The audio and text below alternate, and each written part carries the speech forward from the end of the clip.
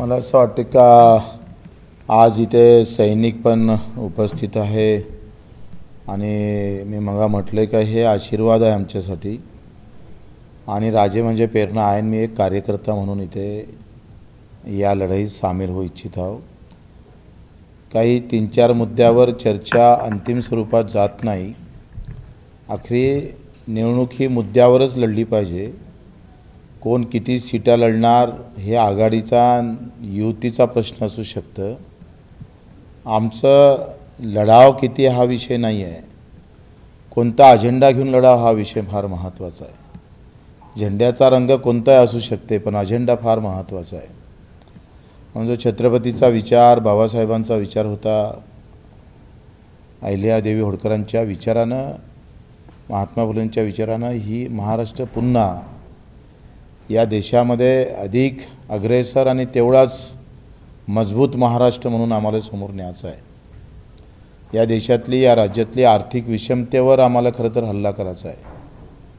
आम्ही हल्लाही करणार, त्यासाठी वाटेल ते करणार, पण देशातली आर्थिक विषमतेवर निश्चितच आम्ही घाला घालणार आहे आणि त्यासाठी लढायचं आहे. निवडणूक लढणं म्हणजे खरं तर एक आंदोलनच आहे. ते आंदोलन म्हणून स्वीकारू आणि मजबूतीनं समोर जाऊ.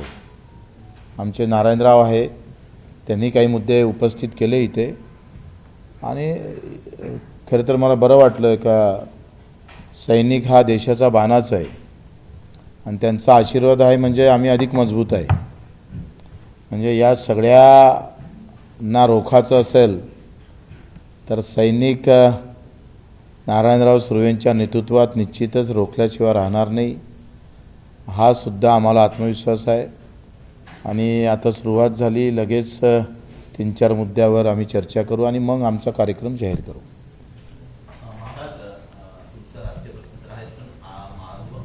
राजकोट किल्ल्यावरती परत एकदा राजकीय धुळीशान पाहायला मिळते. राणे समर्थक आणि ठाकरे समर्थक एकमेकांसमोर आले, भिडले आहेत. नाही, त्यांचा काय विषय असेल तो त्यांनी बघावा. माझा हेतू हा प्रामाणिक होता, किंबहुना बच्चूभाऊंचा जो हेतू तोच आहे की 4 डिसेंबरला राजकोटला शिवाजी महाराजांच्या पुतळ्याचं अनावरण झालं. त्या अनावरणासाठी खुद्द पंतप्रधान नरेंद्र मोदी आले होते. मी 12 डिसेंबरला मी पत्र लिहिलं नरेंद्र मोदीजींना की जो पुतळा तिथं बसवला आहे तो अप टू द मार्क नाही आहे, त्याच्यात अनेक त्रुटी आहेत. त्या पत्राची काही दखल घेतली नाही आणि दुर्दैवाने तो पुतळा पडला आणि महाराष्ट्राच्यासाठी तर तो फार एक काळा दिवस होता की शिवाजी महाराजांचा पुतळा पडणं ही काही छोटी बाब नाही आहे. आज तुम्हाला पुतळा उभा करायचा असते तर शिवभक्त जेव्हा पुतळा उभा करतात तर तुम्हाला अडवलं जातं, कारण का तुम्ही हे प्रोटोकॉल्स पाळले नाहीत, हे पॅरामीटर्स पाळलेले नाहीत, ह्या ज्या अटी आहेत तुम्ही पूर्ण केलेल्या नाहीत. मग हा पुतळा उभा करत असताना ज्या जाचक अटी पाळायला पाहिल्या होत्या, कला संचालनालयाची परवानगी घेतली का, कुठल्या जाचक अटी होत्या त्या मान्य जाचक अटी पाळल्या का, हे प्रश्न विचारण्याची वेळ आलेली. ज्यावेळी पंतप्रधान आणि प्रामुख्याने राष्ट्रपती ज्यावेळी कार्यक्रमाला जातात तर आणि जाचक अटी असतात. ह्याचं ॲनालिसिस व्हायला पाहिजे.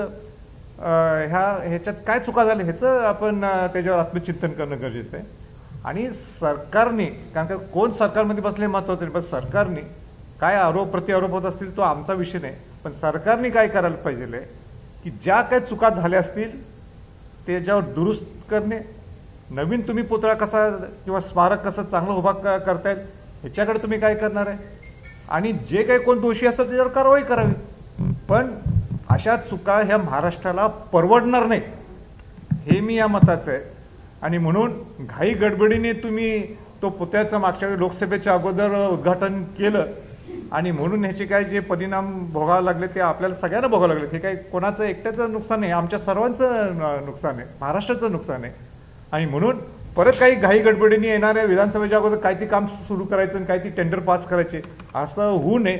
उलटं आणि ते स्मारक फुल प्रूफ शिवाजी महाराजांचा पुतळा साजेल तसा कसा करता येईल, कारण का शेवटी मालवणला ज्यावेळी पुतळा होतो, कारण का शिवाजी महाराज सुद्धा हे नौदलचे जनक आहेत, आणि अशा ठिकाणी पुतळा तुम्ही बसवताय राजकोटला, मालवण सिंधुदुर्ग किल्ल्याच्या जे जवळपास आहे, हां, तर असं चालणारच नाही.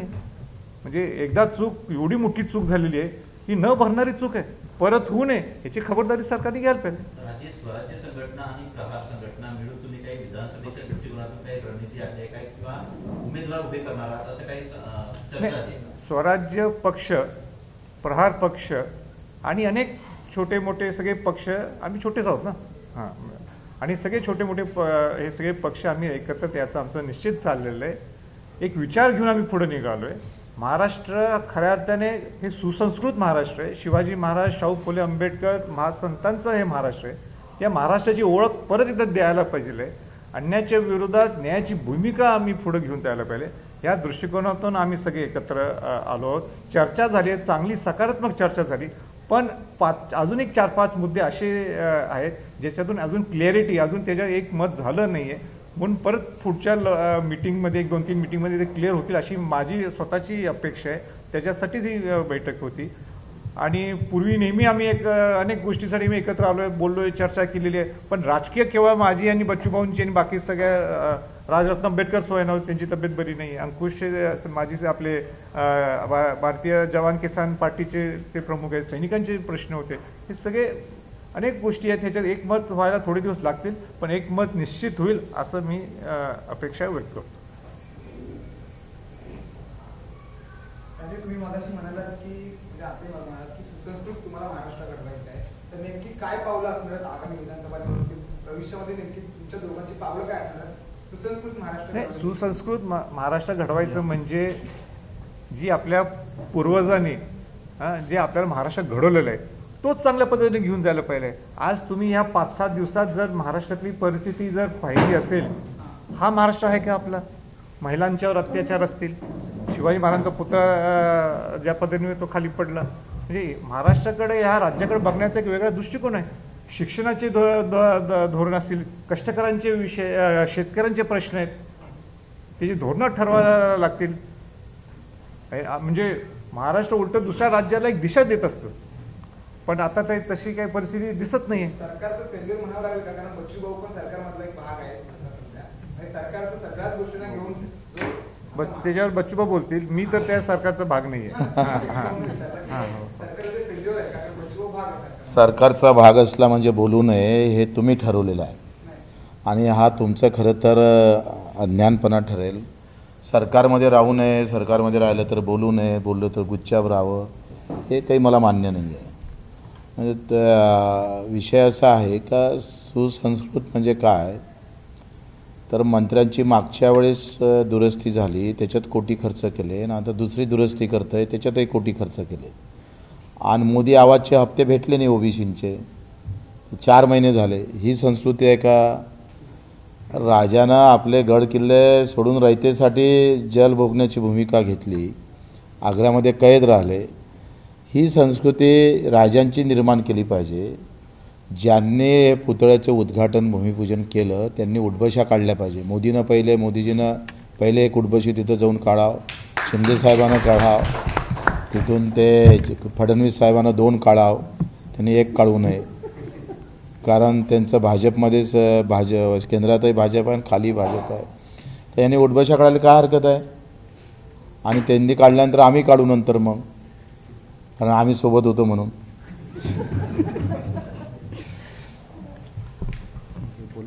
बोला ना सुर्वे साहेब, आपले नारायणराव बोले.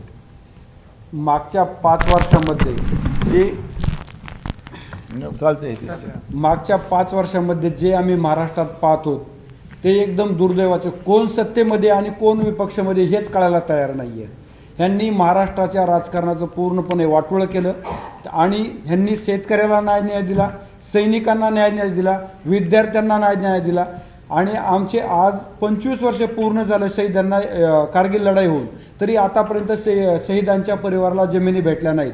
त्याच्यामुळं पूर्ण आम्ही सैनिक आणि सैनिक परिवार या सरकारवर पूर्णपणे नाराज आहेत. आणि आम्ही पूर्णपणे आज भाऊला आणि महाराजांच्या बरोबर आहोत, का तर महाराष्ट्रामध्ये परिवर्तन घडण्याची गरज आहे.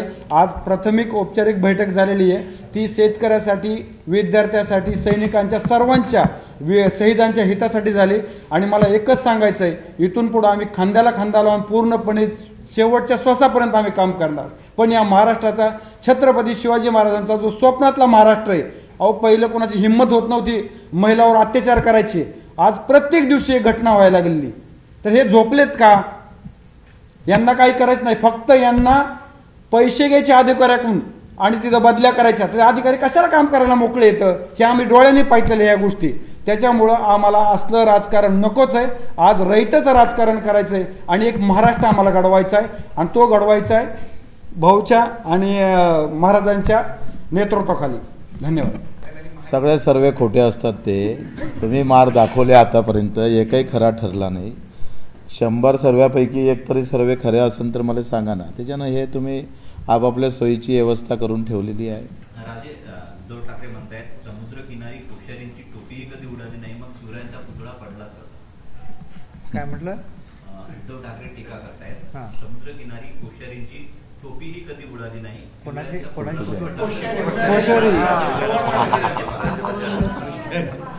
चांगला आहे. विषय चालत राहून देत. आमचे विषय वेगळे येतात त्याच्या पुढं. आणि म्हणून आम्ही सकारात्मक पॉझिटिव्ह दृष्टिकोनातून बोलतो.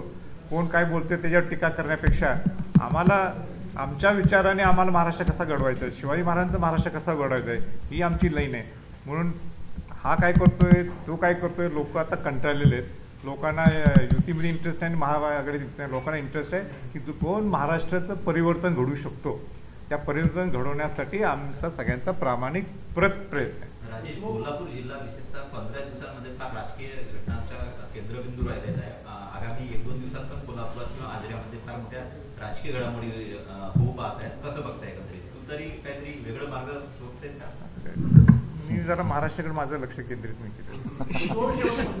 तुम्ही असं म्हणालात की आता राजकारण सुसंस्कृत चाललेलं नाहीये, सगळ्या मुद्द्यांवरती, इतर मुद्द्यांवरती सरकार व्यवस्थित काम करत नाही. तुम्ही आता सरकारचा भाग आहात, जर काम होत नसेल तर तुम्ही सरकारची साथ सोडणार. आता याचं काय, हे पाऊलवाट तिकडेच दिसतं ना थोडी थोडी.